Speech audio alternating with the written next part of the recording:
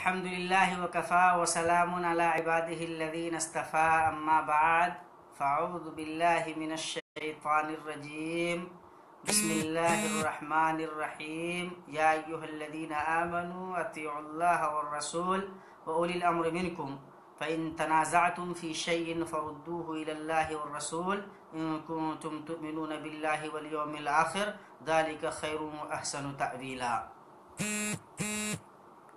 محترم ناظرین کرام، حسب وعدہ ہم فضیلت الشیخ محمد عزیر شمس حفظہ اللہ و تولیٰ کے ساتھ آپ کے روبرو ہیں۔ انشاءاللہ فہم حدیث کے مختلف مکاتب فکر، ان کے طرز و انداز، ان کی تاریخ، ان کے رویوں پہ انشاءاللہ ہماری گفتگو شیخ سے ہوگی۔ اس سے پہلے ہم شیخ کے ساتھ حدیث کیا ہے، قرآن و سنت کا آپس میں رشتہ کیا ہے، اس پہ گفتگو کر چکے ہیں۔ ہم فضیلت الشیخ کے ساتھ حدیث کی تدوین کیسے عمل میں آئی، اس سلسلے میں محدثین کی کیا خدمات رہی ہیں، کیا طریقے اپنائے گئے اور کس طرح سے اسلامی شریعت کے مصدر ثانی کی حفاظت کی گئی، ہم نے فضیلت الشیخ سے اس موضوع پہ تفصیلی گفتگو کی تھی اور الحمدللہ ہم نے استفادہ کیا تھا۔ پھر ہم نے شیخ سے اس سلسلے کی تیسری کڑی ہماری تھی جب ہم نے شیخ سے نقد حدیث سے متعلق گفتگو کی تھی، اور ماشاءاللہ بہت ہی شاندار گفتگو رہی تھی۔ بہت سارے احباب نے ہماری حوصلہ افزائی کی، کالز کی اور میسیجز دیے، آپ نے اپنے کمنٹس لکھے، ہم آپ کے شکر گزار ہیں۔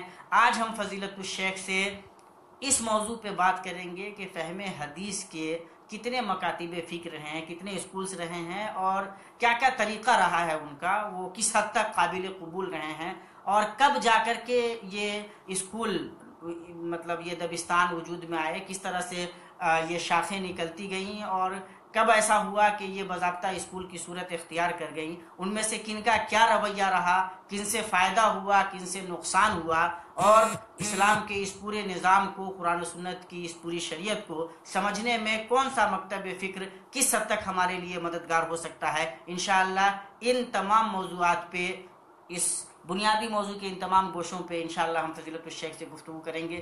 شیخ، جب ہم فہم حدیث کی بات کرتے ہیں تو سب سے پہلے ہماری نظر میں رسول پاک صلی اللہ تعالیٰ علیہ وسلم کی شخصیت آتی ہے اور آپ صلی اللہ تعالیٰ علیہ وسلم کے صحابہ کرام آتے ہیں۔ تو جب رسول پاک صلی اللہ تعالیٰ علیہ وسلم کوئی حدیث فرماتے تھے، کوئی فرمان آپ کا آتا تھا، تو صحابہ کرام کے یہاں اس کے فہم کا کیا سلیقہ تھا، کس طرح سے وہ اس کو سمجھتے تھے، اور پھر وہ جو فہم ہے وہ بات کے لوگوں تک کیسے آیا، اور یہ جو پورا سلسلہ ہے وہ کس طرح سے رہا؟ بہت اچھا سوال ہے۔ دراصل سب سے پہلے فہم حدیث کے سلسلے میں رسول اللہ صلی اللہ علیہ وسلم نے جس طرح سے صحابہ کرام کو سمجھایا، خود صحابہ کرام نے جس طرح سے سمجھا اور پھر عمل کیا، یہی سب سے مقدم ہے۔ اس کے مقابلے میں کسی بھی شخص کا فہم، چاہے وہ رسول اللہ صلی اللہ علیہ وسلم کے زمانے کے بعد رہا ہو یا ان کے زمانے میں رہا ہو، ایسا کہ جو اپنے طور پر حدیث کا مطلب سمجھنے کی کوشش کر رہا ہو، تو یہ سارا فہم جو ہے وہ غلط ہوگا۔ سب سے پہلے تو میں اس آیت کی تصحیح کر دوں جس کے ذریعے آپ نے گفتگو شروع کی تھی۔ رسول اللہ صلی اللہ علیہ وسلم نے فرمایا، یہ قرآن مجید میں جو ہے، یا ایھا الذین آمنوا اطیعوا اللہ واطیعوا الرسول، وہ میں ایک ساتھ پڑھ کے اللہ ورسول کہا تھا، وَأُولِي الْأَمْرِ مِنْكُمْ میں اطیع نہیں ہے۔ اچھا، اس کی کا بھی ایک نقطہ ہے، یہ سوچ لیجیے، یعنی اللہ کی اطاعت مستقل بالذات فرض ہے، اس طرح سے رسول اللہ صلی اللہ علیہ وسلم کی اطاعت مستقل بالذات فرض ہے۔ وَأُولِي الْأَمْرِ مِنْكُمْ میں وَأَطِيعُوا الگ سے نہیں ہے، اس لیے کہ وہ تابع ہے اللہ اور رسول کی اطاعت۔ بالکل، فَإِن تَنَازَعْتُمْ فِي شَيْءٍ فَرُدُّوهُ إِلَى اللَّهِ وَالرَّسُولِ۔ بہرحال یہ ایک جزاک اللہ۔ اچھا، بہرحال یہ کہنا کہ اللہ کے رسول صلی اللہ علیہ وسلم کی جتنی حدیثیں ہوتی تھی یا عملاً جو رسول اللہ صلی اللہ علیہ وسلم کو کرتے ہوئے دیکھتے تھے صحابہ کرام، تو وہ تو اولاً تو وہ چونکہ اہل زبان تھے، اس لیے ان کو اس طرح کی دشواری نہیں پیش آتی تھی کہ کوئی لفظ ان کے لیے مشکل ہو یا غریب الفاظ ہوں تو ان کے سمجھنے میں کوئی پریشانی ہو۔ لیکن کبھی کبھی یہ ہوتا تھا کہ جیسے قرآن مجید کی کوئی آیت ہے اور اس سے واضح طور پر مطلب نہیں سمجھ میں آیا، جیسے ایک آیت ہے، بہت مشہور آیت ہے کہ الذین آمنوا ولم یلبسوا ایمانہم بظلم، تو ظلم کا مطلب عام جو عربی زبان کے اندر ہے وہ یہ ہے کہ کسی بھی طرح کی زیادتی کسی پر کی جائے۔ تو سب لوگوں کو حیرت ہوئی کہ ایونا لم یظلم نفسہ، سے بخاری کی روایت ہے۔ تو اس وقت اللہ کے رسول صلی اللہ علیہ وسلم نے وضاحت فرمائی کہ یہاں ظلم سے ظلم عظیم مراد ہے، اور قرآن مجید میں آیا ہے ان الشرک لظلم عظیم. تو وہ اللہ کے رسول صلی اللہ علیہ وسلم بہت سی مرتبہ ایسا ہوتا تھا کہ صحابہ کرام رجوع کرتے تھے رسول اللہ صلی اللہ علیہ وسلم کی طرف، اور وہ خود قرآن مجید کی آیت کا مفہوم بھی بیان کرتے تھے، اور اللہ کے رسول صلی اللہ علیہ وسلم اگر کوئی حکم دیتے تھے تو اس کو وہ بالاجمال عمومی طور پر مان لیا کرتے تھے اور اس پر عمل کرنے کی کوشش کرتے تھے. اس میں کوئی کسی طرح کا اینچ پینچ یا کسی طرح کی کوئی یعنی بچنے کی کوشش یا بھاگنے کی کوشش یا ایسا صحابہ کرام کا رویہ نہیں تھا. تو میں نے بتایا کہ ایک تو مشکل الفاظ ان کے لیے مشکل الفاظ نہیں تھے جو بعد والوں کے لیے مشکل بن گئے، اور دوسری چیز جو اتباع کا جذبہ تھا جو رسول اللہ صلی اللہ علیہ وسلم کی ساری سنت اور حدیث یا قولی چاہے وہ فعلی ہو، تو اس کی وجہ سے وہ فوراً عمل کرتے تھے. تو یہ عمل جو ہے یہ صرف فہم سے بالا تر چیز ہے، یعنی سمجھ ہو سکتا ہے بہت سے لوگ سمجھتے ہوں، لیکن حدیث پر عمل کرنے کا جو جذبہ تھا وہ بہت کم ایسا ہے کہ جو صحابہ کرام کے درجے کا ہو کسی بات کے اس لیے کہ وہ جیسا رسول اللہ صلی اللہ علیہ وسلم کو کرتے اور کرتے دیکھتے تھے اس طرح عمل کرتے تھے. تو ایسے بہت سے واقعات حدیث و سیرت کی کتابوں میں موجود ہیں. تو اللہ کے رسول صلی اللہ علیہ وسلم نے جب جس طرح سے حکم دیا فوراً اس کی اسی طرح تنفیذ کی. کبھی کبھی ایسا ہوا جیسے اللہ کے رسول صلی اللہ علیہ وسلم نے غزوہ بنو قریظہ کے موقع پر کہا کہ انہوں نے کہا کہ جاؤ فوراً یہاں سے، لا یصلین احد الا فی بنی قریظہ. مقصد اس سے اللہ کے رسول صلی اللہ علیہ وسلم کیا تھا کہ جلد از جلد وہ لوگ وہاں عصر کی نماز کے وقت ختم ہونے سے پہلے پہنچ جائیں. جی. تو اب جب راستے میں جب وقت دیکھا کہ ختم ہو رہا ہے عصر کی نماز کا اور وہاں نہیں پہنچ سکے، تو کچھ صحابہ کرام نے کہا کہ اللہ کے رسول صلی اللہ علیہ وسلم کا مقصد یہ تھا کہ ہم جلدی پہنچ جائیں، اس لیے انہوں نے یہ فرمایا تھا. یہ نہیں کہ نماز چھوٹ رہی ہو تبھی ہم چھوڑ دیں نماز. دوسرے لوگ کچھ لوگوں نے کہا کہ نہیں، بالکل جیسا اللہ کے رسول نے فرمایا ہے بنو قریظہ ہی میں جا کے ہمیں پڑھنا پڑے. اس کے بعد چنانچہ دو گروپ ہو گیا، اس میں ایک گروپ نے نماز راستے میں پڑھ لی عصر کے وقت میں، کچھ لوگوں نے جا کر کے وہاں جا کے نماز پڑھی بہت آخر میں جا کر کے اور بہت تاخیر سے. تو جب آ کر کے بیان کیا اللہ کے رسول صلی اللہ علیہ وسلم سے، تو رسول اللہ صلی اللہ علیہ وسلم نے دونوں فریق کو، لیکن ایک کہ جس نے نماز راستے میں پڑھ لی تھی اس کی تصویر زیادہ کی اللہ کے نبی. اس کا مطلب یہ کہ کبھی کبھی ایسا ہوتا ہے کہ کسی لفظ سے مقصود دوسرا ہوتا ہے، یعنی تاکید اس کی یا کہ اس کے سلسلے میں مطلب بہت اہتمام، یہ چیز مقصود ہوتی ہے. یہ لفظی چیز نہیں مقصود ہوتی ہے کہ وہاں پہنچ کر کے ہی ہمیں نماز پڑھنا ورنہ حدیث پر عمل نہیں ہوگا. اب یہیں سے سمجھیے کہ دو طریقے فہم سمجھ میں آتا ہے. صحابہ کرام کے زمانے سے یہ دو طریقے فہم تھے. ایک تو یہ کہ جو اس کے مغزا اور مقصود اور غرض یا اس کو سمجھ کر کے حدیث پر عمل کرنے کا جذبہ ان کے اندر تھا. ظاہر ہے ہر شخص سمجھتا تھا، کوئی جو مقصد تو سمجھتا ہی تھا. کچھ لوگ کہ جیسا اللہ کے رسول صلی اللہ علیہ وسلم فوراً کرنا ہے. تو شیخ یہ جو ہے کہ رسول پاک صلی اللہ تعالیٰ علیہ وسلم نے کوئی حکم دیا اور اس کا دو مفہوم نکلتا ہو، ایک اگر نکلتا ہو تو کیا اس کے علاوہ بھی کوئی اور ایسی مثال ملتی ہے جہاں صحابہ کرام رضوان اللہ تعالیٰ علیہ اجمعین نے اللہ کے نبی صلی اللہ تعالیٰ علیہ وسلم کے کسی عمل کو دو معنوں پہ محمول کیا ہو اور دونوں پہ عمل؟ اللہ کے رسول صلی اللہ علیہ وسلم کے زمانے میں تو نہیں، لیکن رسول اللہ علیہ وسلم کے زمانے کے بعد یہ اس طرح کے مسائل رسول اللہ علیہ وسلم کے زمانے کے بعد مثال کے طور پر صحابہ کرام کے درمیان تو جیسے یہ بنی قریظہ والی جو روایت ہے لا یصلی احد الا فی بنی قریظہ، تو یہ مطلب ایسا نہیں کہا جا سکتا ہے کہ اس قسم کا یہ ایک انوکھا واقعہ ہے؟ مطلب اس طرح کی بکثرت مثالیں رسول پاک صلی اللہ علیہ وسلم کی دیکھیے اس طرح کی بکثرت مثالیں نہیں ملیں گی آپ کو. اکا دکا کوئی مثال ڈھونڈنے سے شاید ملے گی. یہ مثال چونکہ بہت مشہور ہے اور کافی ہے، یعنی ایک مثال ہی کافی ہے اس چیز کے لیے کہ مقصود اصلی کبھی جو ہو وہ مقدم رکھنا چاہیے یا بالکل لفظی معنی حدیث کا اس پر عمل کرنا چاہیے. تو کچھ لوگ ایسے ہوتے ہیں کہ جو بالکل کسی چیز کے لفظ پر، اب مثلا ایک دوسری مثال لے لیجیے جیسے بھی ذہن میں آ رہی بات کہ رسول اللہ صلی اللہ علیہ وسلم کے زمانے میں وہ تھے، وہ آتا ہے وہ ہے نا قرآن مجید میں کہ حتی یتبین لکم الخیط الابیض من الخیط الاسود من الفجر. تو وہ سمجھتے تھے کہ سفید دھاگا سیاہ دھاگے سے ممتاز ہو جائے تب تک فجر کا وقت ہوتا ہے. تو انہوں نے دو دھاگے رکھے ہوئے اس صحابی نے، اور اس کے بعد دیکھتے تھے کہ ہاں جب تک پتہ نہ چلے کہ ہاں یہ سفید ہے یہ سیاہ ہے اس وقت تک فجر کا وقت ہے. تو رسول اللہ صلی اللہ علیہ وسلم کے زمانے میں تھے، آئے رسول اللہ علیہ وسلم کے پاس، تو انہوں نے مطلب بطور مزاح کہا کہ ان وسادک اللہ عریض، یعنی آپ جو ہیں ماشاءاللہ مطلب کہ بہت خوب سمجھ رکھتے ہیں، لیکن یہ کہ یعنی طنز ان کا کہنے کا مقصد یہ تھا کہ اس سے یہ نہیں مراد ہے خیط الابیض من الخیط، اس سے مراد کنایا ہے یعنی پاؤ پھٹ جاتے تو جیسے سفیدی سیاہی سے ممتاز ہو جائے، وہ کوئی دو دھاگا رکھنا ضروری نہیں ہوتا، لیکن انہوں نے سادگی میں. یا اسی طرح سے اللہ کے رسول صلی اللہ علیہ وسلم نے فرمایا مثلاً یہ کہ فمن احب یطیل غرته فلیفعل. تو یہ کچھ لوگ کہتے ہیں کہ مرفوع حدیث ہے، لیکن کچھ لوگ کہتے ہیں کہ نہیں یہ مدرج ہے. حضرت ابو ہریرہ رضی اللہ عنہ نے فرمایا کہ جو وضو کرنے والے ہیں وہ غرم محجلین، وہ قیامت کے دن اٹھائے جائیں گے، غرم محجلین ہوں گے. تو اب اس کے بعد جو فمن احب ان یطیل غرته فلیفعل، یہ لفظ جو ہے مرفوع ہے یا نہیں ہے، اس پر محدثین نے گفتگو کی. زیادہ راجح یہ ہے کہ مدرج ہے، یہ حضرت ابو ہریرہ کا کلام. لیکن بہرحال ابو ہریرہ کا رضی اللہ عنہ کا یہ استنتاج ہوا، اس کا مطلب ہاں کہ وہ یہاں تک دھلتے تھے، حالانکہ یہ مراد نہیں ہے اس سے. تو ایسا ہے کہ صحابہ کرام کبھی کبھی اجتہاد کرتے تھے، لیکن کبھی بھی اپنے اجتہاد پر اڑے نہیں رہتے تھے. اگر رسول اللہ صلی اللہ علیہ وسلم سے تنبیہ ہو جاتی تھی ان کو، یا کسی دوسرے صحابی سے پتہ چل جاتا تھا کہ نہیں اس کا مطلب یہ ہے. کبھی کبھی اشکال ہوتا تھا تو ام المؤمنین حضرت عائشہ کے پاس آتے تھے پوچھنے کے لیے. اور وہ بلکہ ایک بہت ہی دلچسپ واقعہ ہے.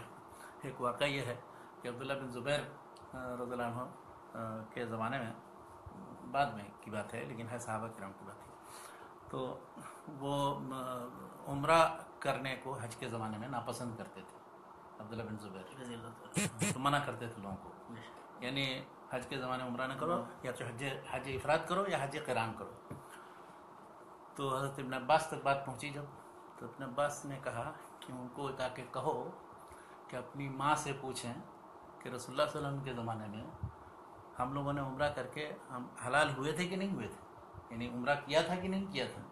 اس کے بعد ان کے والد جو ہے یا اس طرح سے سارے صحابہ کرام اپنے اپنے بیویوں کے پاس گئے تھے کہ نہیں گئے تھے. تو یہ چیز اگر غلط ہے تو پوچھو جا کر کے، ان کو کہو اپنی ماں سے جا کر اسماء بنت ابی بکر. تو ایسا ہے صحابہ کرام کے درمیان اصل میں ان مسائل کے سلسلے میں کوئی حجاب یا اس طرح کا وہ شرم و حیا کا پہلو نہیں تھا، بلکہ بہت سی چیزیں ایسی ہیں کہ اگر یہاں بیان کی جائیں موضوع دوسرا ہو جائے گا. تو یعنی یہ بیان بتانے کا اسلوب تھا. یا اسی طرح سے مثال کے طور پہ ایک مثال آتی ہے کہ اللہ کے رسول صلی اللہ علیہ وسلم نے نماز جنازہ جو ہے مسجد میں پڑھی، لیکن ام المؤمنین حضرت عائشہ کے پاس یہ سوال آیا، کہا کہ پڑھی جائے کہ نہ پڑھی جائے. کچھ لوگ کہتے تھے کہ نہیں بہتر نہیں ہے، اس لیے کہ میت ممکن ہے کہ اس سے کوئی نجاست گر جائے، کچھ بعض فقہا کا بھی یہ مسئلہ ہے. تو انہوں نے یہی دلیل کے طور پر پیش کیا کہ رسول اللہ صلی اللہ علیہ وسلم نے فلاں کی نماز جنازہ تو مسجد ہی میں پڑھی تھی، یہ نہیں پتہ ہے لوگوں کو، صحابہ کرام اتنی جلدی بھول گئے. تو اس طرح کی کئی مثالیں ہیں، بہت سی مثالیں رسول اللہ کے زمانے میں صحابہ کرام کے ان کی وفات کے بعد کی بھی مثالیں موجود ہیں. لیکن ان سب کا خلاصہ یہ ہے کہ صحابہ کرام اپنے کسی غلطی پر اصرار نہیں کرتے تھے. کسی حدیث سے اگر کوئی غلط مطلب سمجھتے تھے تو اس پر بھی اصرار نہیں کرتے تھے، اور اگر کوئی غلط مطلب بیان کرتا تو اس کو ٹوک بھی دیتے تھے. شیخ، تو یعنی کہ ہم اگر فہم حدیث میں صحابہ کرام رضوان اللہ تعالیٰ علیہ اجمعین کے رویے کو دیکھیں تو وہ یہ ہے کہ رسول پاک صلی اللہ علیہ وسلم کے کسی حکم کا جو مطلب نکلتا ہے اس پہ عمل کرتے ہیں. اگر دو احتمالی مطلب ہو تو اس میں جو ان کے یہاں نزدیک راجح ہوتا ہے اس کے مطابق عمل کرتے ہیں، اور جب انہیں یہ احساس ہوتا ہے کہ نہیں انہوں نے جو مفہوم سمجھا ہے وہ مفہوم درست نہیں ہے تو وہ فوراً رجوع کرتے ہیں. تو ایسے رجوع کرنے کی کچھ مثالیں کیا ہمارے سامنے ہیں جو صحابہ کرام سے بدلیں؟ رجوع کرنے کی، جیسے اب مثلا کوئی شخص سمجھتا ہو یعنی اسے حدیث نہیں معلوم، مثال کے طور پر مثلا حضرت عمر کی بات مثال میں نے پچھلی مرتبہ دی تھی کہ جو دیت جو ہوتی ہے میت کی، یعنی جو کوئی قتل کیا جائے تو اس کی جو دیت دی جائے گی تو اس سے اس کی بیوی وارث ہوگی کہ نہیں ہوگی. تو اس سلسلے تو حضرت عمر نے فیصلہ کیا کہ نہیں ہوگی وارث. یہاں تک کہ کسی نے بتایا کہ رسول اللہ صلی اللہ علیہ وسلم نے اشیم الضبابی ایک صحابی تھے، ان کو کسی نے قتل کر دیا تو اس کا جو دیت ملی وہ ان کی بیوی کو دیا تھا.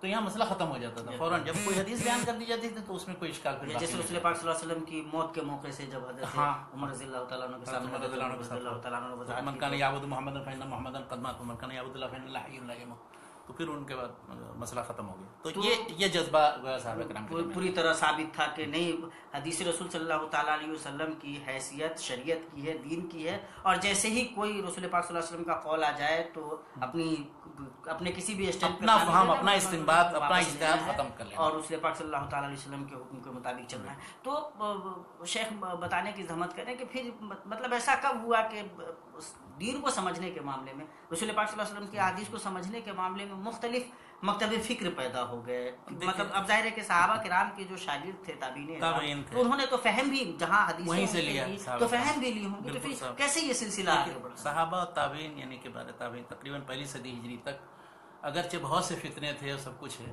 اس میں حدیثیں بہت سی گڑھی بھی گئی سب کچھ ہوئی، لیکن ایک فہم حدیث یا عمل بھی حدیث کے سلسلے میں ان کا رویہ مختلف نہیں تھا. وہ سب ایک ہی اسی منہج پر قائم تھے جو صحابہ کرام کے زمانے میں تھا. تابعین کا بھی وہی منہج تھا. لیکن پہلی صدی ہجری کے اخیر تک پہنچتے پہنچتے اور دوسری صدی ہجری کے شروع میں پہنچتے پہنچتے یہ ہوا کہ اس میں مختلف طرح کے فرقے پیدا ہوئے. عقائد کے لحاظ سے بھی فرقہ جیسا کہ ذکر ہے، مثلا تقدیر کو نہ ماننے والے پیدا ہو گئے، خوارج پیدا ہو گئے، شیعہ پیدا ہو گئے اور دوسرے لوگ. تو انہوں نے جہاں ایک طرح سے بہت سی حدیثیں اپنی طرح سے بنائی نہیں، اسی طرح سے ان حدیثوں کے جو صحیح حدیثیں پڑھتی تھیں اب وہ بہرحال ان کی تعویل کرنی، ان کی کوئی توجیہ کرنی ہے، اس کی ضرورت پڑی ان کو. تو کچھ لوگوں نے تو انکار کا رویہ صرف اختیار کر لیا، کچھ لوگوں نے توجیہ و تعویل کا رویہ اختیار کیا. تو اس طرح سے یہ جو گمراہ فرقے تھے ان کا لازماً اثر پڑا، نتیجتاً اس کا اثر یہ پڑا. اور اس کی پھر تصحیح صحابہ تابعین تبع تابعین کرتے تھے کہ نہیں یہ مطلب جو ہے وہ بالکل غلط ہے. مثلا مثال کے طور پر جو لوگ جہمیہ پیدا ہوئے، جہمیہ تقریباً وہی دوسری صدی ہجری میں پیدا ہوئے، جہم بن صفوان پیدا ہوئے، یا عامر بن عبید معتزلی تھے، یا اور دوسرے بہت سے حسن بصری کے جو شاگرد سب تھے سب معتزلی تھے. نظام ہے، ابو الہدیل علاف ہیں، یہ سب یعنی خاص طور پہ معتزلہ کا جو گروپ جن کو کہا جا سکتا ہے ریشنلسٹ یا عقلیت پسند یا متکلمین کہہ لیجیے، ان متکلمین کا پہلا گروہ. تو ان کے ذہن میں یہ تھا کہ عقل کی روشنی میں ہمیں جو چیزیں صحیح سمجھ میں آتی ہیں انہیں کو ہم قبول کریں گے، جو چیزیں ان کے خلاف ہوں گے چاہے وہ احادیث کی شکل میں ہوں یا قرآن کے نصوص کی شکل میں، ان کی تعویل و توجیہ کرنی پڑے گی تاکہ وہ عقل کے مطابق سمجھیں. یعنی ان کے ہاں یہ اشکال پیدا ہوا کہ عقل اور نقل کے درمیان تعارض نہیں ہو سکتا. ہم بھی یہ کہتے ہیں عقل و نقل کے درمیان تعارض نہیں ہو سکتا، لیکن انہوں نے عقل و نقل کے درمیان جو تعارض ان کو سمجھ میں آیا اس کو دور کرنے کے لیے عقل کو مقدم کیا کہ عقل چونکہ قطعی ہے اور نقل ضنی ہے، اس لیے ضنی کی تعویل جو ہے عقل کے مطابق کرنے کی ضرورت ہے. یہ معتزلہ یا متکلمین کے یہاں سے یہ فکر پیدا ہوا. اب نتیجتاً کیا ہوا کہ کوئی بھی حدیث آپ انہیں پیش کیجیے، حتیٰ کہ کوئی آیت بھی پیش کیجیے، ان کی ضرورت کیسی تعویل اور توجیہ کریں گے کہ وہ اس کو اپنے اصولوں اور اپنے عقیدوں کے مطابق بنانے کی کوشش کریں. تو یہاں سے گویا ایک طرح سے حدیث کا کھلم کھلا انکار تو نہیں، لیکن ایک حدیث کی تعویل اور اس میں تحریف یا اس کی معنوی تحریف کا سلسلہ شروع متکلمین کے زمانے سے. اور یہ سلسلہ پھر ان میں جو جتنا زیادہ مطلب اس میں غلو جس نے کیا، کچھ لوگوں نے کم وہ تعویل کا حصہ اختیار کیا، کچھ زیادہ تعویل کی. اور یہ اس سے متعلق اگر اس زمانے کے معاصر لٹریچر پڑھیں، جیسے امام شافعی رحمۃ اللہ نے جو اختلاف الحدیث میں لکھا ہے یا جامع العلم میں یہ کتاب رسالہ کے اندر بھی، اس طرح سے امام ابن قتیبہ نے 276 میں ان کی وفات ہے، انہوں نے تعویل مختلف الحدیث میں وہ سارے معتزلہ کے جو اتنے بڑے بڑے رؤوس تھے ان کے مختلف شبہات و شکوک اور جن جن حدیثوں پر انہوں نے اعتراض کیا ان سب کا ذکر کیا. تو مطلب یہ کہ دوسری صدی ہجری میں ان سارے فتنوں اور مختلف فرقوں کے پیدا ہونے کے نتیجے میں حدیث سے متعلق یہ رویہ کہ ان کی توجیہ و تعویل کی جانے لگی. یعنی لوگوں نے جو اپنا ایک خاص نقطہ نظر بنایا تو جو احادیث ان کے نقطہ نظر کے خلاف ہوئی یا تو انکار کا رویہ رہا یا پھر تعویل و توجیہ کا رویہ انہوں نے اپنے حساب سے اپنایا. تو شیخ گویا کہ یہ تابعین کا زمانہ ختم ہونے کے ساتھ ساتھ یہ چل ہی رہا ہے اور تبع تابعین کے زمانے میں سلسلہ شروع ہوتا ہے. تو مطلب اس پورے طرز فکر و عمل نے کتنے راستے اختیار کیے؟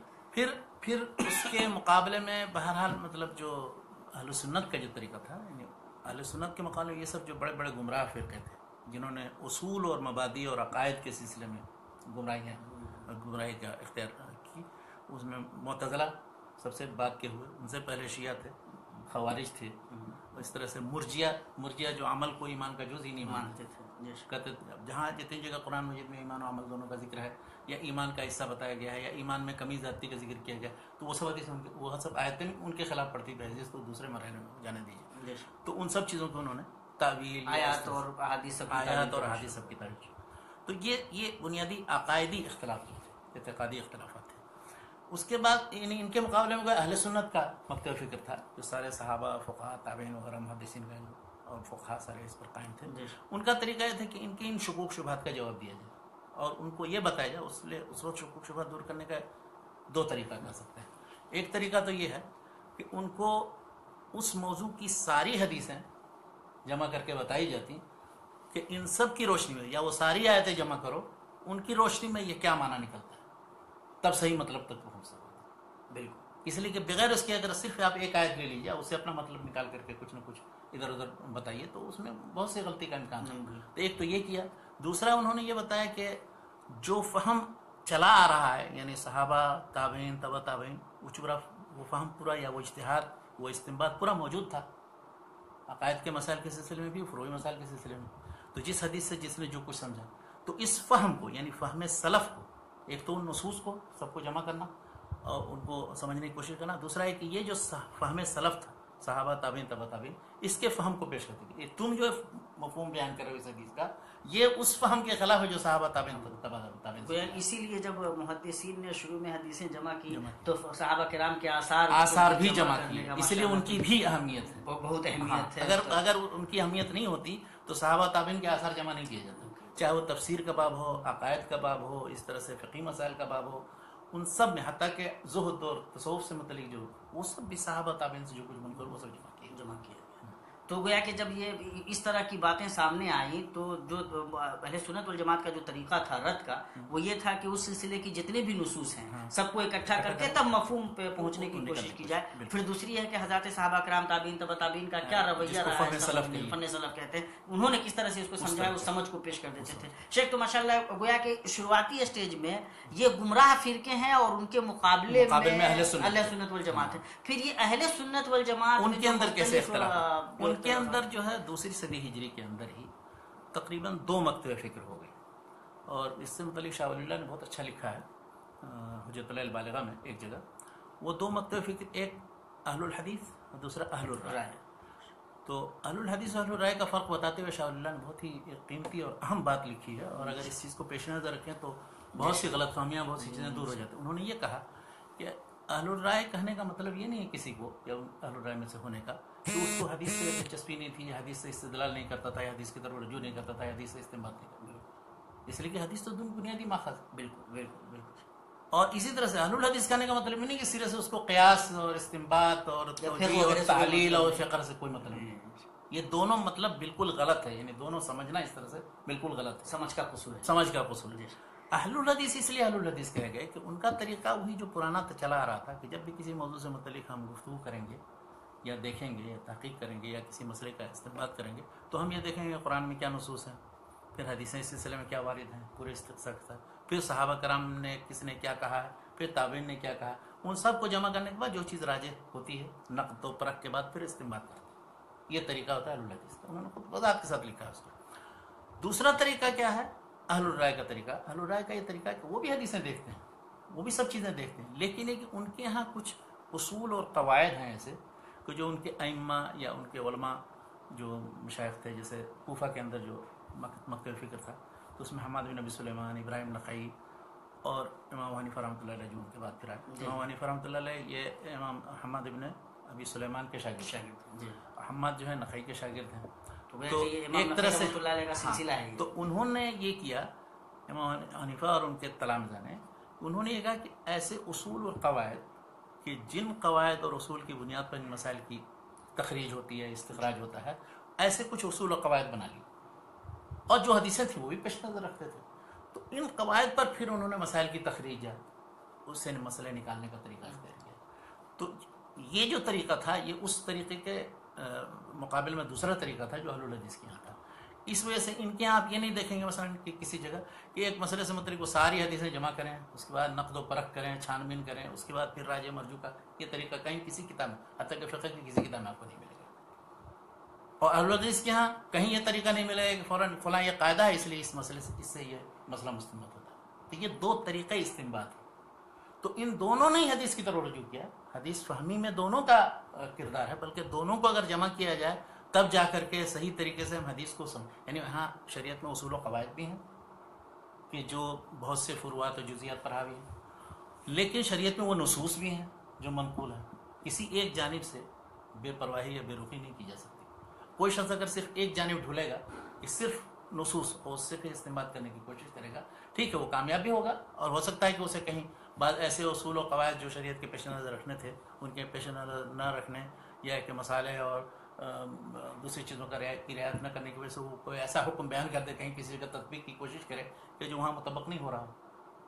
تو دونوں طرح کا رجحان ضروری ہے، اہل الحدیث بھی اہل الرائے بھی، اور دونوں نے اپنے اپنے طریقے سے حدیث کی خدمت کی اور انیک نیتی کے ساتھ. وہ اہل الرائے کا مطلب یہ نہیں ہے کہ ان کو حدیث و قرآن سے کوئی مطلب نہیں، بالکل ہی، بلکہ وہ اصول و قواعد جو خود قرآن و حدیث سے ہی مستنبط ہے. شیخ تو میں یہ جاننا چاہوں گا کہ جس کی طرف ابھی آپ نے اشارہ کیا کہ یہ جو دونوں مکتب فکر اہل سنت والجماعت کے رہے ہیں، دونوں سے استفادہ کرنا ضروری ہے. تو کیا ایسا ہے کہ جب وہ جو محدثین کا طرز فکر اہل الحدیث کا، اس میں جب شدت آتی ہے تو ظاہری پیدا ہوتے ہیں، بالکل، اور یہ جب کیا کہتے ہیں یہ جو اہل الرائے کا طریقہ رہا ہے اس میں جب شدت پیدا ہوتی ہے تو تقلید، اندھی تقلید آتی ہے، اندھی تقلید بھی آتی ہے. دوسری طرف بالکل ایک دم اعتزال اور تجہم اور عقلیت پسندی اور ریشنلزم آ جاتی ہے. تو کیا مطلب یہی صورتحال تھی جہاں سے اس طرح کی صورتیں پیدا ہوئی بات کے دور میں؟ نہیں، اس وقت تو نیک نیتی کے ساتھ یہ نہیں ہے. جو چونکہ کوفہ کے اندر جو حدیثیں تھیں اور جو علماء مشائخ تھے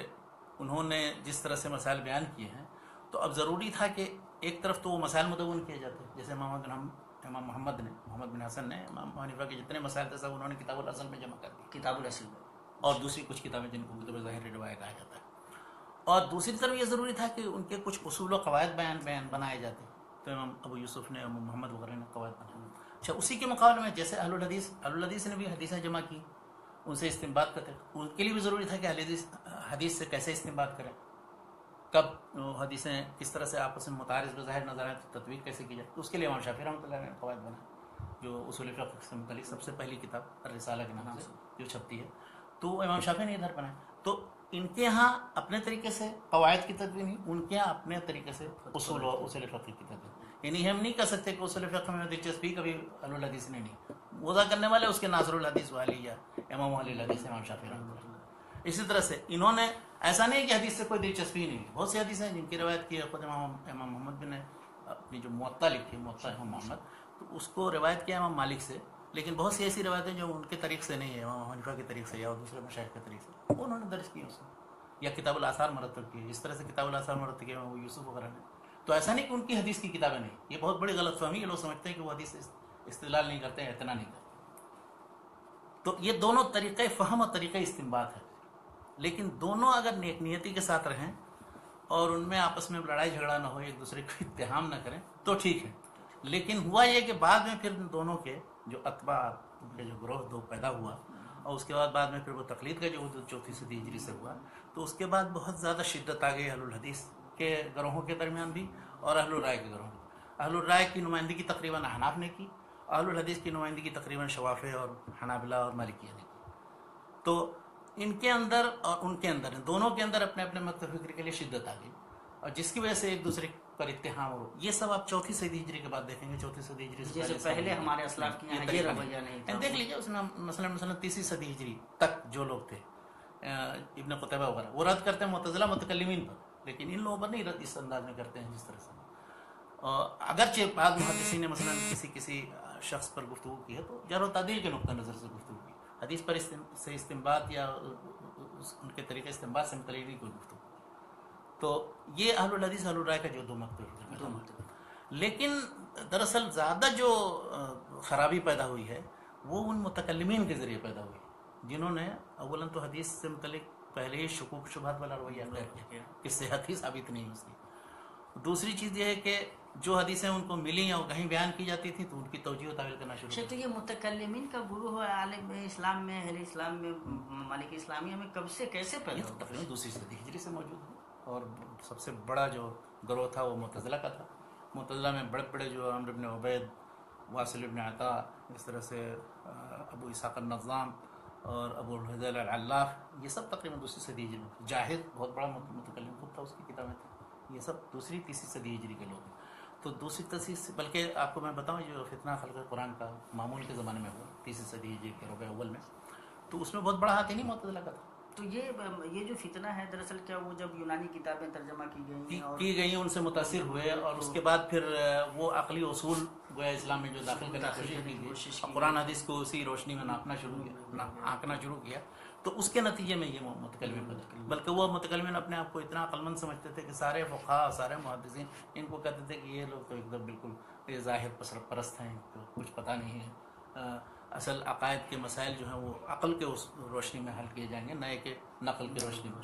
چنانچہ جتنے ان کے معتزلہ کی کتابیں ہیں اکثر تو فنا ہو گئی، لیکن کہ جو پہنچی ہیں مثلا المغنی ہے فی ابواب العدل والتوحید، تقریباً 26-27 جلد کی کتاب ہے، تو عقیدے کے ہر مسئلے پر لکھا ہے، انہوں نے بہت تفصیل سے لکھا ہے. تو اس میں وہ اہل سنت پر چوٹ کرتے ہیں، رد کرتے ہیں، خوارج پر رد کرتے ہیں. المغنی کس کی شرح کی؟ یہ قاضی عبد الجبار، وہ چونکہ المغنی میں قدامہ کی بھی ہے تو ہاں، تو یہ قاضی عبد الجبار جبار کی. اچھا، ایک دلچسپ بات یہ ہے متکلمین کا جو ذکر چل پڑا ہے تو دیکھیے کہ جب تقلید و اجتہاد کا سلسلہ مطلب تقلید کے مختلف موقع پہ وجود میں آئے تو اس میں اب کوئی شافعی ہوتا تھا لیکن معتزلی ہے، کوئی حنفی ہوتا تھا اور معتزلی ہے. بہت سے مثلا عیسیٰ بن ابان بہت مشہور حنفی عالم ہیں، انہوں نے اصول و قواعد مرتب کیے ان کے، تو وہ پکے معتزلی تھے. زمخشری بہت بڑے مشہور مفسر قرآن، وہ بھی معتزلی ہیں، حنفی بھی ہیں. فقہ میں حنفی ہوتے تھے اور عقیدے میں معتزلی ہیں. فقہ میں شافعی ہوتے تھے، عقیدے میں معتزلی ہوتے تھے. یا فقہ میں مثلا حتیٰ کہ شیعہ ہیں لیکن عقیدے میں معتزلی ہیں، جیسے شریف المرتضیٰ، ان کی بہت مشہور شریف عملی المرتضیٰ. تو یہ میں کہنا یہ چاہتا ہوں کہ متکلمین کی جو روش ہے، یہ عقلیت پسندی کی جو روش ہے، یہ کسی خاص فقہی مکتب فکر میں محدود نہیں ہے. جو شخص بھی وہ روش اختیار کرے گا اس کو کہا جائے گا متکلمین کا طریقہ. اور متکلمین کا طریقہ اہل سنت کے طریقے سے مختلف ہے. کیوں؟ اس لیے کہ متکلمین کے طریقے میں اہل سنت کا جو سیدھا سادہ عقیدے کو سمجھانے بتانے کا جو طریقہ تھا، اس کے مقابلے میں عقلی طور پر ہر چیز ثابت کرنے کا طریقہ. یعنی اس کی مثال آپ لے لیجیے. مثال کے طور پر اللہ تعالیٰ کی عبادت، اس کی توحید اور رسالت وغیرہ ثابت کرنے کے لیے وہ ایسے ایسے سارے عقلی اصول اور عقلی بنیادیں پیش کرتے ہیں، بلکہ اس کے لیے اتنی تمہیدیں ہوتی ہیں. متأخرین کی اگر بعض کتابیں دیکھیں، مثال کے طور پر شرح مواقف ہے، یہ سید شریف جرجانی کی، یا اس طرح سے شرح عقائد نصفی جو ہم پڑھتے ہیں، تو اس میں ان کو اس سے بحث نہیں ہوتی کہ اس سلسلے میں اللہ کے رسول صلی اللہ علیہ وسلم نے ہمیں کیا ہدایت دی، بلکہ ان کو وہ اصول جو عقلی اصول ان کے نزدیک کہے جاتے ہیں، ان کی روشنی میں وہ نکالنا، مسئلے نکالنا اور بتانا اور اس کو دلائل قرار دینا. یہ یعنی ان کے مثال کے طور پر میں بتاؤں آپ کو، یہ شرح عقائد نصفی جو سارے مدرسوں میں پڑھے پوری کتاب میں سارے عقائد کے مسائل جو ثابت کیے جاتے ہیں، ان میں میرے خیال سے 70-80 حدیثیں بھی نہیں. ایک پوری کتاب میں 70-80 اور اسی طریقے پر جو بھی چلے ہیں پرانے زمانے میں ہو یا نئے زمانے میں، ان کے حدیث کی وہ اہتمام نہیں. یہ سارے جتنے متکلمین ہیں اس زمانے 2ری صدی ہجری سے لے کر کے موجودہ دور تک، ان سب کا رویہ یہی ہے کہ وہ عقل کی روشنی میں سارے مبادی اسلام کے یا قرآن مجید کی تفسیر وہ کرتے ہیں. مثلا قرآن مجید کی تفسیر آپ موجودہ دور کے لے لیجیے. تدبر قرآن مولانا امیر حسن صاحب 9 جلدوں میں بہت ضخیم، 5844 صفحے ہیں اس کی. کتنی حدیثیں اس میں ہوں گی اب تصور کیجیے کہ وہ لکھتے ہیں کہ حدیث سب سے بہترین شرح ہے قرآن مجید کی، حدیث و آثار سے استفادہ کریں، پہلے درجے دوسرے درجے میں بتاتے ہیں اس کو. لیکن عملاً کتنی حدیثیں انہوں نے بیان کی؟ کل ٹوٹل 80 حدیثیں اس کی. مولانا امین حسن اصلاحی صاحب کی تدبر قرآن میں پوری جو 9 جلدیں ضخیم ہیں ان میں پورے میں، بلکہ اس میں بھی 20-25 حدیثیں تو رد کے لیے وہ لے آئے ہیں، استدلال کے طور پر نہیں لائے، رد کے لیے. ہاں، تو کل سمجھیے کہ 80 حدیثیں اس کے اندر ہیں. اس سے اندازہ لگا سکتے ہیں کہ متکلمین کا منہج جو اختیار کرتا ہے وہ کہاں چلا جاتا ہے، اس مبدا کو ماننے کے باوجود بھی کہ حدیث بہت بنیادی چیز ہے اور بہت اہم ہے. تو وہ چاہے تفسیر میں کوئی کتاب لکھے، عقیدے میں کوئی کتاب لکھے، فقہ میں کوئی کتاب لکھے، اس کی بنیاد جو ہے دراصل وہ اپنے عقلی اصول و منہج پر. تو شیخ یہ جب مامون رشید کے زمانے میں جب اس طرح کی کتابیں یونانی مکتب فکری کی کتابیں مترجم ہمارے سامنے آئی، پھر یہ مطلب ایک اس کا ظاہرہ پیدا ہوا، اس کا ایک بڑا امپیکٹ اس وقت ہوتا ہے، بہت اثر ہوا، اور مطلب کسی نہ کسی شکل میں مطلب وہ اتنا اثر انداز ہوا کہ لوگ بہت متاثر ہوئے. چنانچہ جو مختلف مکاتب فقہ ہیں اس میں یہ حد بندی نہیں رہی. ایک آدمی مطلب کیا کہتے ہیں وہ معتزلی بھی ہے، وہ حنفی بھی ہو سکتا ہے، یا شافعی بھی ہو سکتا ہے، یا پھر مطلب وہ مالکی بھی ہو سکتا ہے. لیکن اہل الحدیث کا جو رویہ رہا وہ عقائد کا معاملہ ہوتا بھی یا حدیث و قرآن کو سمجھنے کا وہ معاملہ بالکل اپنے طریقے پر وہ اپنے طریقے پر ان میں کہیں کسی بھی کلامی یا عقلی روش کا کوئی اثر نہیں ہوا. وہ جو اشتغال تھا قرآن و سنت سے وہ اپنی جگہ پہ اپنے طریقے سے وہ سند کے ساتھ حدیثیں بھی بیان کرتے تھے، اس کا مفہوم و معنی بھی اسی طرح بیان کرتے ہیں جیسے ان کے سلف بیان کرتے رہے. رد بھی جب کرتے تھے تو رد کرتے وقت ان کے پورے قول کو پیش کرتے تھے، اس کے بعد پورے نصوص اور آیات پیش کرتے تھے اور سلف کا فہم پیش کرتے تھے، اسی طرح یا لغت کی روشنی میں ان کو بتاتے اور وہ سلسلہ ماشاءاللہ آج تک اسی طرح سے، اسی لیے کہا جاتا ہے، ایک کتاب ہے چھوٹی سی، بہت اچھی کتاب ہے، ابو المظفر السمعانی، جن کی وفات 489 میں ہوئی، 489 جی سر، ان کی ایک کتاب ہے الانتصار لاہل الحدیث۔ اصل کتاب تو نہیں ملی، لیکن یہ کہ اس کے جو مختلف اقتباسات کتابوں میں نظر آتے ہیں وہ جمع کر کے ایک ہمارے دوست ہیں محمد بن حسین جیزانی، انہوں نے جمع کیا۔ تو اس میں ان کو دیکھیے، انہوں نے کہا ہے کہ یہ اہل الحدیث کا جو طریقہ ہے، جو صحابہ تابعین تبع تابعین کے زمانے سے چلا رہا ہے اور آج تک 5ویں صدی تک، ان میں کہیں کوئی اختلاف آپ کو عقائد کا نہیں نظر آئے۔ عقائد کے باب میں سب متفق۔ معتزلہ کو دیکھیے تو نظام کچھ کہہ رہے ہیں، علاف کچھ کہہ رہے ہیں، اور عمرو بن عبید نے کچھ کہا، واصل بن عطا نے کچھ کہا، تو جس کو جیسے جو چیز سمجھ میں آئی عقل کے مطابق اس میں ہوگا۔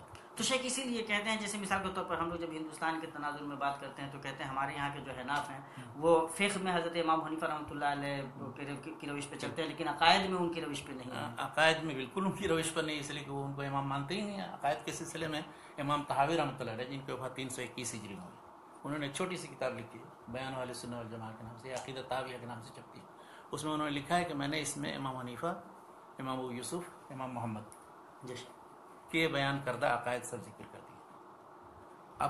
اب یہ اس عقیدے کو پیش نظر رکھیے، اس کا موازنہ مقارنہ ذرا کیجیے شرح عقائد نصفی سے یا شرح مواقف سے یا اور دوسری کتاب تمہید ابو شکر سالمی وغیرہ سے، زمین آسمان کا آپ کو فرق نظر آئے گا۔ یعنی یہ متکلمین کا منہج اختیار کرتے ہیں، جبکہ امام طحاوی جو ذکر کرتے ہیں اس میں وہ سیدھے سادھے وہ عقائد ہیں جو سلف کے عقائد۔ تو عقائد کے باب میں وہ حنیفہ یا ان کے تلامذہ کا کوئی بھی اہل الحدیث سے اختلاف نہیں۔ بالکل کچھ بعض مسائل اور ان کی تفصیل میں کوئی جزئی اختلاف ہو سکتا ہے، لیکن تفصیلات میں کوئی اختلاف نہیں ہے۔ وہ اللہ پر ایمان سے شروع ہوتا ہے، اور وہ اس طرح جو جیسے آخرت، جنت، جہنم، اس میں کوئی اختلاف نہیں۔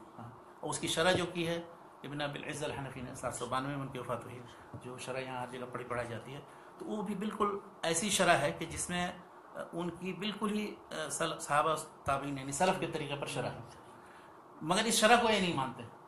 وہ کہتے ہیں کہ نہیں، یہ چونکہ متکلمانہ شرح نہیں ہے، اس لیے اس کی دوسری شرح جو لوگوں نے کی ہیں، غنیمی نے اور کسی نے کی ہیں، ان شرحوں کو مانتے ہو گئے، چونکہ وہ متکلمین کے انداز کی شرح۔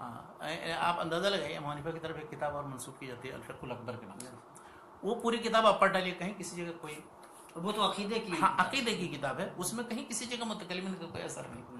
اگرچہ امام حنیفہ کی طرف اس کی نسبت ثابت ہے یا نہیں ثابت ہے، اس میں ان کا اختلاف ہے، لیکن یہ ہے کہ اس میں مثال کے طور پر جن چیزوں کا اثبات کیا گیا، اللہ تعالیٰ کی جتنی صفات ہیں ان کا جو اثبات ہے، ید کا اور اسی طرح سے ان سب چیزوں کا اثبات، اس میں صفات باری کا اثبات ہے۔ اسی طرح سے اس میں مثلا ایک مسئلہ ہے بہت مشہور، احناف اس کو ابھی بھی نہیں مانتے، حالانکہ امام صاحب کی اس کتاب کے اندر صراحت کہ رسول اللہ صلی اللہ علیہ وسلم کے والدین کے بارے میں لکھا ہے ماتا علی الکفر، باقاعدہ اس میں یہ ہے۔ اب وہ بڑی مشکل درپیش آئی کہ ہمارے امام صاحب نے ایسے کیسے کر دیا، تو اس کو کسی نے کہا کہ اصل میں ماں ماتا تھا، تو ایک ماں چھوٹ گیا، کسی نے کچھ کہہ دیا، کسی نے کچھ کہا، حالانکہ ان سب پر رد کیا ہے ملا علی قاری نے شرح فقہ اکبر میں، جو ان کی بہت مشہور شرح ہے۔ ملا علی قاری تو خود حنفی عالم ہے، لیکن چونکہ وہ انصاف پسند تھے، وہ 1014 میں وفات ہوئی، تو انہوں نے شرح فقہ اکبر میں اور بلکہ ایک مستقل کتاب لکھی اس پر، اور سیوطی پر رد کیا۔ سیوطی نے 7-8 کتابیں لکھی اس بات میں کہ امام رسول اللہ صلی اللہ علیہ وسلم کے والدین جو ہیں وہ ان کی وفات کفر پر نہیں ہوئی ہے، بلکہ ایمان پر ہوئی، یا کہ وہ اٹھا لیے گئے تھے پھر زندہ کیے گئے، وہ پھر مومن ہوئے وغیرہ۔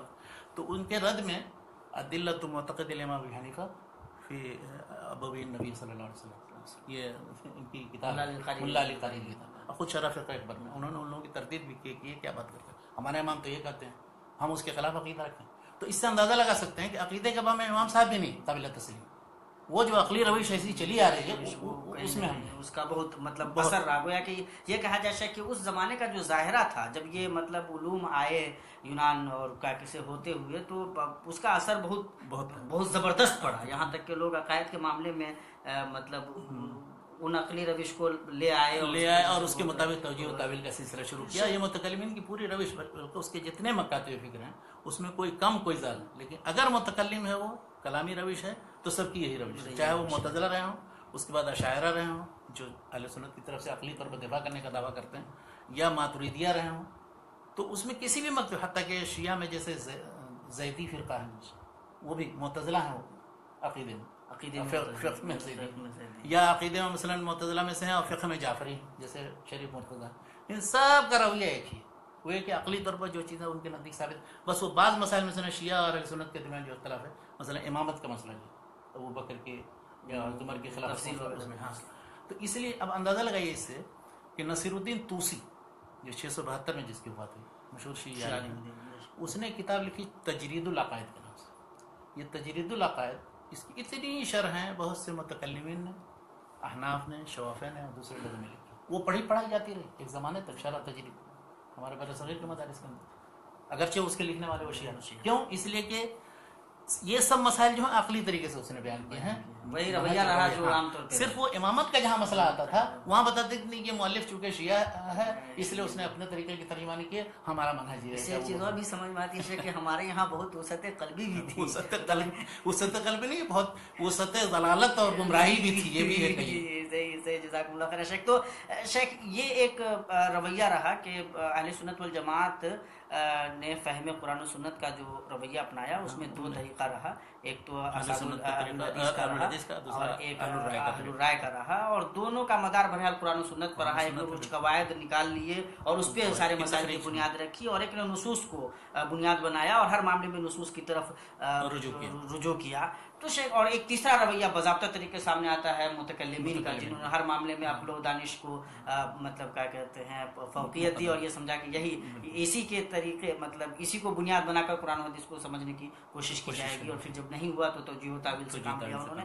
تو یہ جو شیخ عام طور سے پھر ایک گروہ سامنے آتا ہے صوفیہ کا، یہ اور مطلب ان کے سوچنے سمجھنے کا بالکل نیا انداز، طریقے الگ، یہ سب کیسے ہوا شیخ کا؟ صوفیہ کا گروہ اصل میں اس سے متعلق گفتگو کیا کی جائے؟ صوفیہ کا گروہ دراصل ان سارے جتنے علوم روایت یا علوم نقل ان دونوں کے خلاف ایک تیسری روش کا نام، یعنی معتزلہ کچھ بھی ہو عقل کی روشنی میں تو غور و فکر کرتے ہیں، عقل کو مانتے ہیں، عقل کے مطابق لانے کی کوشش کرتے ہیں سارے نقل کو، اور نقل والے تو خیر ہی نقل کا اہتمام کرتے ہیں، روایت کرتے ہیں، تنقید و چھان بین کرتے ہیں، اس کے بعد پھر اس پر بنیاد ہے۔ ان کی بنیاد عقل اور نقل دونوں میں سے کسی چیز پر ہے، ان کی بنیاد ہے کشف پر، بنیاد ہی کشف پر ہے۔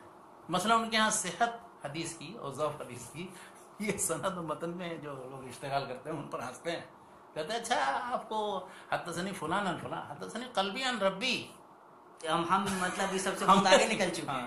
ایک صوفی کے بارے میں آتا ہے کہ وہ کہیں کسی مجلس میں بیٹھے ہوئے تھے، تو عبدالرزاق بن حمام الصنعانی 211 میں جن کے اوپر وہ ایک مجلس میں حدیث بیان کر، اچھا اس کو سب صوفیہ خود فخر سے بیان کرتے ہیں، یعنی کہ ہم منسوب اسے کر رہے ہیں، ان کے اپنے فوائد الفواد میں جو ملفوظات ہیں نظام الاولیاء کے، خواجہ نظام الاولیاء کے، تو اس میں لکھا ہوا ہے، کہا کہ وہ ایک مرتبہ بیٹھے ہوئے تھے عبدالرزاق بن حمام صنعانی، اور وہ حدیث بیان کر رہے تھے، تو سب لوگ اپنا بہت اہتمام کے ساتھ لکھ رہے تھے، سن رہے تھے۔ ایک صاحب موڑی گونت کر کے ایسے بیٹھے ہوئے تھے، اور کسی نے پوچھا اس سے کہ آپ کیوں نہیں یہ ان سے حدیث سنتے نہیں، غور فکر حدیث بیان کر رہے ہیں؟ انہوں نے کہا کہ یہ رزاق کا بندہ جو حدیث بیان کر رہا ہے، میں خود ڈائریکٹ رزاق سے سنتا ہوں، اس سے اخذ کرتا ہوں، یہ تو رزاق کا بندہ ہے، عبد الرزاق ہے، وہ بیان کر رہا ہے پوری سند سے پھر رسول اللہ صلی اللہ علیہ وسلم تک پہنچتا، میں تو ڈائریکٹ رزاق سے سنتا ہوں، تو اس لیے میں اپنے علم پر اور اپنے فہم پر زیادہ اعتماد کرتا ہوں بجائے اس کے کہ اس واسطے اتنے واسطے در واسطے سے میں تک پہنچا۔ تو ان کے یہاں مطلب بنیادی طور پر یہ ہے کہ حدیث سے متعلق شروع سے ہی، یعنی دوسری صدی ہجری تک تو تقریباً زہاد و بعد تھے، بہت سے اتنے گمراہ فرقے نہیں پیدا ہوئے تھے، لیکن تیسری صدی ہجری کے وسط میں آ کر کے جیسے علم کلام کا اثر، علوم یونان کا اثر متکلمین پر پڑا، اس طرح علوم یونان یا علوم ہند یا علوم ایران، اس کا ایک دوسرا اثر یعنی کشف والے یا باطنی اشتغال رکھنے والے لوگ ہیں، ان پر بھی پڑا۔ ان میں سب سے پہلا جو پرانا نام لیا جاتا ہے وہ حارث بن اسد المحاسبی، امام احمد بن حنبل کے معاصر تھے، وہ 243 میں وفات ہوئی، ان کی ایک بہت مشہور کتاب ہے رسالۃ المسترشدین، اور بہت سی کتابیں ہیں۔ تو حارث بن اسد المحاسبی دیکھیے وہ بھی عجیب غریب، انہوں نے بہت سی کتابیں لکھی ہیں، محمد بن حنبل کے زمانے میں تھے، محمد بن حنبل ان سے منع کرتے تھے لوگوں کو کہ جا کر کے ان سے سنیں یا دیکھیں یا ان کی مجلس میں جائیں، امام علیہ السلام منع کرتے، امام احمد بن حنبل رحمۃ اللہ علیہ، اس لیے کہ وہ بات ایسی جو شطحات سے یا ایسی بات چیزیں کہتے تھے جن کا کوئی سر پیر نہیں ہے، یا کہ جو حدیثیں ذکر کرتے تھے ان کا کوئی نہ سند ہے نہ کچھ ہے، کچھ بھی. آپ ابھی بھی موجود ہے ان کی رسالۃ المرشدین مسترشدین، اس میں اٹھائی کچھ حدیثیں ہیں موجود. حدیثیں کیسی ہیں کہاں ہے کچھ پتہ نہیں ان کا. کچھ حدیثیں صحیح ہوں گی، کچھ حدیثیں نہیں صحیح ہوں گی. تو اس لیے کہ ان کا مدار جو تھا یہ اسناد پر نہیں تھا جو اہل النقل کا منہج، اور نہ عقل پر مدار تھا. ان کا مدار جو تھا کشف پر تھا یا تو، اور یا پھر جو کچھ بھی ان کو ذہن میں آ رہا ہے وہ چیزیں جو وہ سمجھتے تھے. اپنی سمجھ. اور اس کے بعد پھر 4 صدی ہجری میں تو بالکل ایک فلسفہ بن گیا تصوف. بعد میں جب حلاج آئے، حلاج کے بعد پھر اور دوسرے ابو سلیمان دارانی، بایزید بستامی اور کافی سب، ان لوگوں نے تو یہ ہے کہ اس میں دراصل فقہ اور حدیث اور علوم ظاہر ان کے مقابلے میں ایک الگ چیز، یعنی شریعت کے مقابلے میں طریقت بنا لی. طریقت ایک الگ چیز ایجاد کی، اور طریقت کے پھر اس کے الگ لوازمات، اور اس کے اس سے مطلب گفتگو کی تو بہت لمبی ہو جائے گی گفتگو. مختصر میں یہ کہ صوفیہ نے سب سے پہلی چیز تو یہ کہ حدیث کی حجیت تسلیم کرنے کے باوجود بھی کہیں حدیث میں تنقید یا تجزیہ کر کے کہ صحیح کیا ہے غلط کیا ہے اس کا کبھی ضرورت محسوس ہی نہیں. اس لیے کہ ساری اکثر جو ضعیف اور موضوع حدیث ہیں انہی کے ذریعے پھیلی ہیں اور پھیلائی. بلکہ امام مسلم رحمۃ اللہ علیہ نے صحیح مسلم کے مقدمے میں ہی لکھا ہے انہوں نے کہ سب سے زیادہ جو کذب یا غلط بیانی کا صدور ہوتا ہے جھوٹی حدیثوں کا، وہ انہی نیک لوگوں یا صالحین کے ذریعے ہی ہوتا ہے. امت کی وہ جان بوجھ کر کے نہیں ابھی غلطی کریں تو عموماً وہ ایسا عادی ہیں کہ کسی بھی چیز کو حدیث بنا دیتے ہیں، کسی بھی اچھے قول کو حدیث بنا دیتے ہیں، کسی چیز کو حدیث بنا کر کے وہ پیش کرتے ہیں، اور سند ونت کا کوئی اہتمام نہیں کرتے ہیں. صوفیہ کے جتنے ملفوظات ہیں آپ دیکھیے سب کا یہی ہے. اور قدماء صوفیہ جو 4، 5، 6 صدی ہجری تک وہ بھی بیان کرتے ہیں دھڑلے کے ساتھ میں موضوع حدیث سند ہو بھی تبھی موضوع حدیث. رسالہ قشیریہ اٹھا کے دیکھ لیجیے، 465 میں ان کی وفات ہے قشیری کے، عبدالکریم ابن حوازن. اس میں جو حدیثیں آئیں گی اگر سب کو جمع کریں اور چھان بین کریں کتنی حدیثیں صحیح ہیں، میرے خیال سے 1/4 حدیث بھی اس میں صحیح نہیں ہے، باقی سب موضوع اور ضعیف ہو گئے سرپا حدیث. تو ایک تو یعنی تثبت یا صحت سند کے لحاظ سے وہ اس کی کوئی اہمیت ہی نہیں سمجھتے. نمبر 2، جو حدیثیں آ جاتی ہیں کوئی اگر ان کے مقابلے پیش کیجیے تو ان کے مقابلے وہ اپنی دوسری حدیثیں پیش کرتے ہیں جو ان کے کشف سے یا دوسرے چیز. اچھا، تیسری چیز یہ ہے کہ جو حدیثیں وہ بیان کرتے ہیں ان کا کوئی سر پیر نہیں ہے کہ کچھ ایسی استنباط میں وہ چونکہ فقہ اور دوسرے دنیاوی علوم اور حدیث اور فقہ سے اشتغال کو پسند نہیں کرتے ہیں. وہ کہتے ہیں یہ سب جو ہے دنیاوی علوم میں مشغولیت کا نتیجہ ہے اور اس سے لوگوں کو بھاگنا چاہیے. اصل مقصود جو ہے وہ اپنے باطن کا تصفیہ کرو، تزکیہ باطن وغیرہ وغیرہ وغیرہ. تو یہ طریقہ ان کا. اور دراصل یہ آخر میں جا کر کے تو جب ابن عربی آئے ہیں، ابن عربی کی وفات 638 میں ہوئی 7ویں صدی میں، تو انہوں نے وحدت الوجود کا جو فلسفہ پیش کیا اس کے بعد تو بالکل ہی الحاد اور زندقہ کی روش ایک دم عام ہے پورے طور پہ. یعنی پورے کائنات میں وجود حقیقی صرف اللہ کا ہے اور سب چیزیں جو ہے باقی جو جتنے سب اسی کا پرتو ہے. یعنی وجود حقیقی صرف اللہ کی ذات کا ہے اور دوسرے چیزوں کا کوئی وجود نہیں. یعنی خالق و مخلوق کے درمیان کوئی فرق نہیں. یا اس طرح سے حلول کا جو عقیدہ ہے جو حلاج نے پیش کیا دوسرے، تو اس کے بعد تو مطلب بالکل ہی زندہ ہے. اس لیے کہ جو لوگ تھے بھی کچھ زاہد اور صوفی قسم کے لوگ، انہوں نے بھی ان کی مخالفت کی، وہ طریقہ نہیں پسند کیا.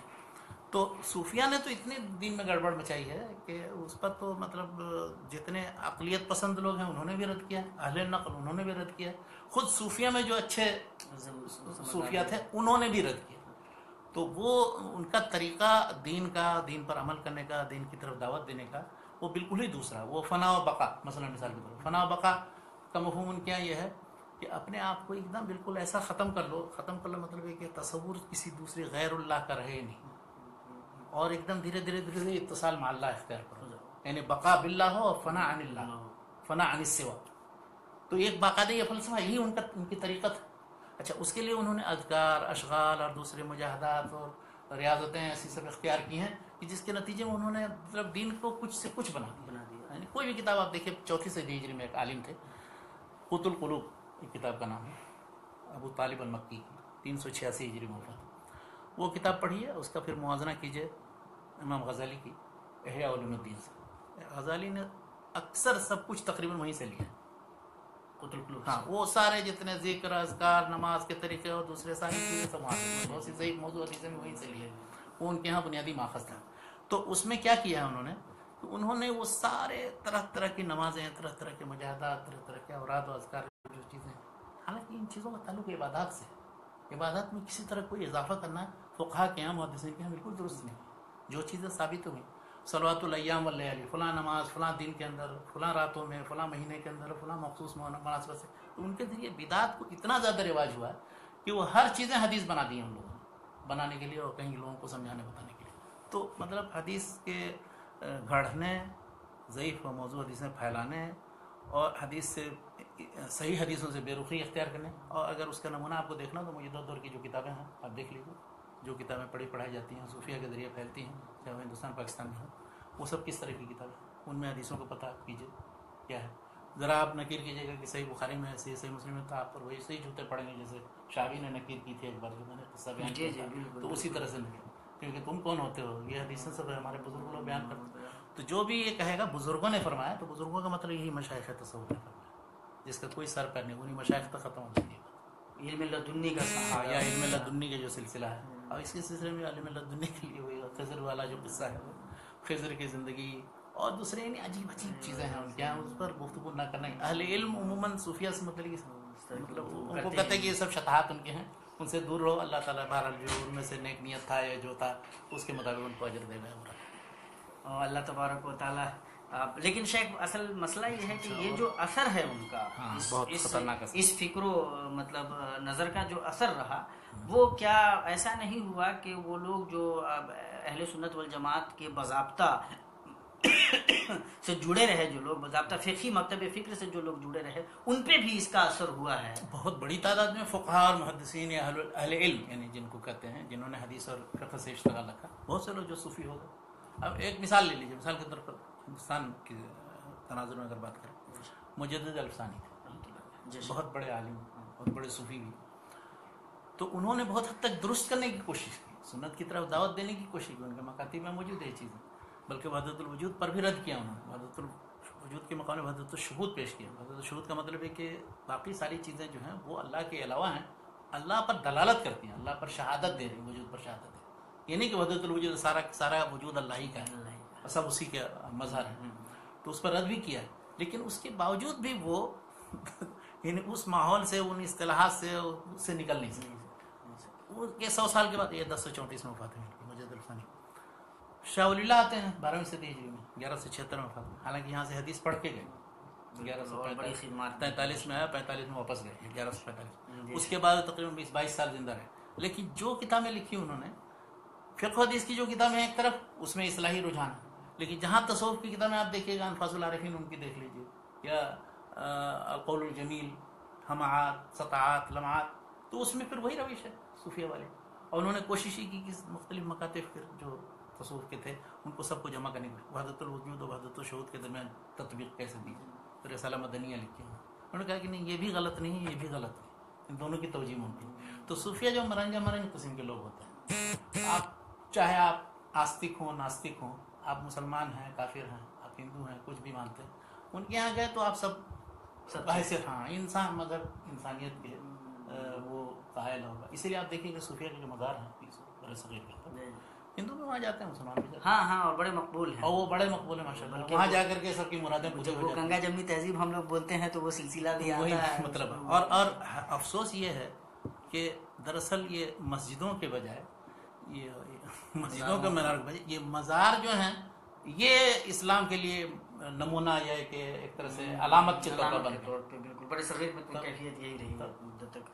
تو یہ سب صوفیہ کے اثر سے، تو جتنے بدعات خرافات کو رسوخ ہوا ہے یا رواج ہوا ہے، وہ سب انہی کے ذریعے، انہی کے اتباع ان کے ذریعے. علماء لاکھ کوشش کریں، چاہے اس میں ریشنلسٹ قسم کے لوگ سیکولر ہوں، چاہے پکے اہل حدیث قسم کے لوگ ہوں، پکے فقہاء وہ ہوں، ان کا سیلاب جو ہے رکنے والا نہیں. اور وہ ان کے مقابلے میں، اور عوامی سطح پہ چاہے اخوانی ہوں، جماعت اسلامی کے لوگ ہوں، کسی سے آج تک نہیں رکا. بلکہ بہت سے لوگوں نے تو مصالحت کر لی ان کے ساتھ. یعنی اب جو ہے لوگ یہ سمجھتے ہیں کہ ان سے مصالحت کر کے رہنے میں بہتر ہے، ان پر انکار کرنے کی ضرورت ہے. اور اس طرف آ کر کے تو بڑے صغیر میں ان کی بڑی چاندی بھی ہے. اللہ تعالیٰ خیر کا معاملہ فرمائے. شیخ تو گویا کہ حدیث و قرآن سنت کو سمجھنے کا جو مختلف مکتب فکر رہا ہے جس پہ ہماری گفتگو ہو رہی تھی، تو ان تمام مکاتب فکر کو سامنے رکھتے ہوئے ہم کیا اس نتیجے پہ پہنچ سکتے ہیں کہ کون سا مکتب فکر ایسا ہے جس کو انسان کو مدار بنانا چاہیے اور جو اسلم ہے سب سے مطلب زیادہ وہ دیکھیے وہ مکتب فکر بلا شک و شبہ جمہور مسلمانوں کے نزدیک وہی اہل سنت کا مکتب فکر ہے. اہل سنت یا سلف صالحین یا صحابہ تابعین تبع تابعین کا جو طریقہ ہے، یعنی حدیث کو نیک نیتی کے ساتھ سمجھنے کی ضرورت ہے، پھر اس پر نیک نیتی کے ساتھ عمل کرنے کی ضرورت ہے. یہ دیکھنے کی ضرورت نہیں کہ فلاں عالم اور فلاں امام اور فلاں ہمارے شیخ طریقت کے بیان فرمودہ اس کے مطابق ہے کہ نہیں. تو اس طریقے پر جو شخص قائم ہے وہی دراصل اس طریقے پر جو رسول اللہ صلی اللہ علیہ وسلم کے زمانے میں تھا، صحابہ کرام جس طرح سے عمل کرتے تھے اس پر چل رہا ہے. اور جو شخص اس کے خلاف کوئی عقل کے طریقے پر چل رہا ہے یا کشف کے طریقے پر چل رہا ہے یا اسی طرح سے حدیث سمجھنے کے سلسلے میں طرح طرح کی تعویل و توجیہ کرنے کی کوشش کرتا ہے یا اپنے سامنے ایک خاص شخص کو آئیڈیل بنا لیتے، چاہے وہ پرانا کوئی ہو یا نیا کوئی ہو، تو وہ اس کا مطلب یہ ہے کہ ساری حدیثوں کو اس طرح سمجھنے کی کوشش کر رہا ہے جو اس کے اصول و قواعد کے مطابق، ورنہ نہیں ہم مانیں گے اور اس کی تعویل کریں. مجددوں میں اس کی بہت سی مثالیں موجود ہیں، ان کا نام لینے کی ضرورت ہے. تو ہمارا کہنا یہ ہے کہ اہل سنت کا ہمیشہ سے یہی طریقہ ہے، لیکن افسوس کہ ابھی اس وقت اہل سنت کا بھی لفظ جو ہے وہ ایسا بن گیا ہے جو اہل بدعت استعمال کرتے ہیں، وہ اپنے لیے استعمال کرتے ہیں، دوسرے اہل سنت نہیں ہے جو سنت کے طریقے پر چلتے ہیں. گویا کہ قرآن و حدیث کو سمجھنے کے معاملے میں حضرات صحابہ کے نام رضوان اللہ تعالیٰ اجمعین، تابعین تبع تابعین کا جو طریقہ رہا ہے، جو ان کا رویہ رہا ہے، اس رویے کو سمجھنے کی اور اس کے مطابق عمل کرنے کی ضرورت ہے. اور اس سلسلے میں مختصر میں یہ بتاؤں کہ اس کے لیے کیا کرنے کی ضرورت ہے. یعنی اگر آپ صحیح طریقے سے حدیث کو سمجھنا چاہتے ہیں، دیکھیے حدیث میں بھی جس طرح سے قرآن میں مشکل الفاظ ہیں ان کو سمجھنے کی ضرورت ہے. اس کے لیے میں نے بتایا تھا کہ غریب الحدیث کی کتابیں بہت سی، ابو عبید نے ابن قتیبہ نے خطابی وغیرہ نے لکھی، سب سے جامع کتاب النہایہ فی غریب الحدیث. اسی طرح سے حدیث سے متعلق بہت سی حدیثیں جو بظاہر متعارض نظر آتی ہیں ان کو سمجھنے کے لیے امام شافعی نے کتاب اختلاف الحدیث لکھی، امام ابن قتیبہ نے لکھی. اچھا، اسی طرح سے حدیثیں فی نفسی حدیث کی شرح، تو اب وہ مستقل الگ الگ کتابوں کی بھی شرح ہیں، اور مجموعی طور پر حدیثیں شرح کے ساتھ بھی لکھی گئی، جیسے شرح السنہ میں امام بغوی نے کیا، اور الگ الگ حدیث کی کتابوں کی شرح تو سب ہے، فتح الباری ہے، نووی کی شرح وغیرہ. اچھا، تیسری چیز یہ ہے کہ حدیث کے سے متعلق ایسی چیزیں کہ جن سے واقف ہونا ہمیں ضروری ہے سمجھنے کے لیے. مثلا اب کچھ حدیثیں باہم متعارض ہیں، تو اب ہمیں یہ پتہ کرنا ہے کہ تاریخی طور پر اگر آپ اس میں توفیق تطبیق نہیں ہو سکتی تو تاریخی طور پر ایسا تو نہیں کہ ناسخ منسوخ ہے، جو بعد کی کوئی حدیث منسوخ ہے ناسخ ہے اور پہلے کی حدیث منسوخ ہے، تو اس پر بھی کتابیں لوگوں نے، حازمی نے کتاب لکھی، ابن جوزی نے، بہت سے دوسرے لوگوں نے کتاب. اچھا، اسی طرح سے حدیث کے یعنی مختلف ناحیے سے ان کو سمجھنے کے ناحیے سے ان سارے پہلوؤں پر اس میں شرح حدیث کی کتابیں، غریب الحدیث کی کتابیں، مختلف کی کتابیں، ناسخ و منسوخ کی کتابیں، ان کی طرف رجوع کرنا چاہیے. اور حدیث سے متعلق جو موجودہ دور کی جو شکوک شبہات ہیں، اور خاص طور پر بعض خاص کتابوں پر جو حملے کیے جائیں، جیسے صحیح بخاری پر حملہ لوگوں نے کیا یا کہ اس کی حدیثیں بہت سی عقل کے خلاف ہیں یا فلاں، تو اس سے متعلق جو کتابیں لکھی گئی ہیں ان کو پڑھنا اور دیکھنا چاہیے تاکہ بہت سے اشکالات جو ہیں. جزاکم اللہ خیر شیخ، بارک اللہ فیکم. چونکہ ہم لوگوں کا وقت بھی ختم ہو رہا ہے، ٹائم 1 گھنٹہ ہم لوگ بات کرتے ہیں تو وہ 1 گھنٹہ بھی ہو رہا ہے. ہم فضیلت الشیخ کے بہت شکر گزار ہیں، بہت ہی کارگر ماشاءاللہ گفتگو ہوئی، اور انشاءاللہ ہم امید کرتے ہیں کہ اس گفتگو سے ہمارے اخوان بہت فائدہ اٹھائیں گے. ہم خود بھی فائدہ انشاءاللہ اٹھا رہے ہیں. شیخ انشاءاللہ اس سلسلے کی آخری گفتگو انکار حدیث کا جو فتنہ رہا ہے، ان کے شکوک شبہات کیا رہے ہیں، کیا دلائل رہے ہیں، اور ان دلائل کا تجزیہ کس طرح سے کیا جا سکتا ہے، اور مطلب کہاں کہاں انہوں نے غلطیاں کی ہیں، اور کس طرح سے پورے دین کو ایک طریقے سے حرف غلط کی طرح مٹانے کی ایک کوشش تھی. تو اس سلسلے میں انشاءاللہ آئندہ ہم فضیلت الشیخ حفظہ اللہ متولہ کے ساتھ لائیو ہوں گے.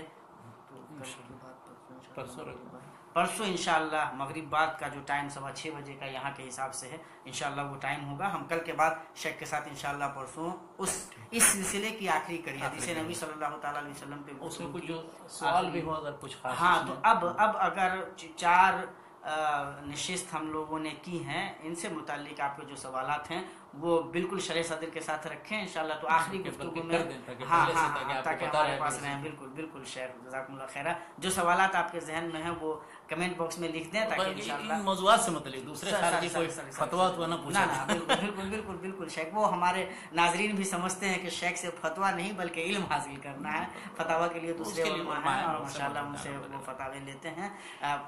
جو علمی جن موضوعات پہ ہماری گفتگو ہوئی ہے، تو اس سلسلے میں اگر سوالات ہوں تو وہ بالکل ان باکس میں کیا کہتے ہیں کمنٹ باکس میں لکھیں انشاءاللہ، اور ہم شیخ سے آخری جو اس سلسلے کی ہماری گفتگو ہے حدیث نبوی سے متعلق، اس میں وہ سوالات بھی انشاءاللہ ہم شیخ کے سامنے رکھیں گے اور انشاءاللہ تفصیلی گفتگو کریں گے۔ انہی کلمات کے ساتھ اللہ تبارک و تعالیٰ کے شکریہ کے بعد شیخ کے خصوصی شکریہ کے ساتھ ہم اپنی اس نشست کو اختتام کی منزل تک پہنچاتے ہیں۔ والسلام علیکم ورحمۃ اللہ وبرکاتہ۔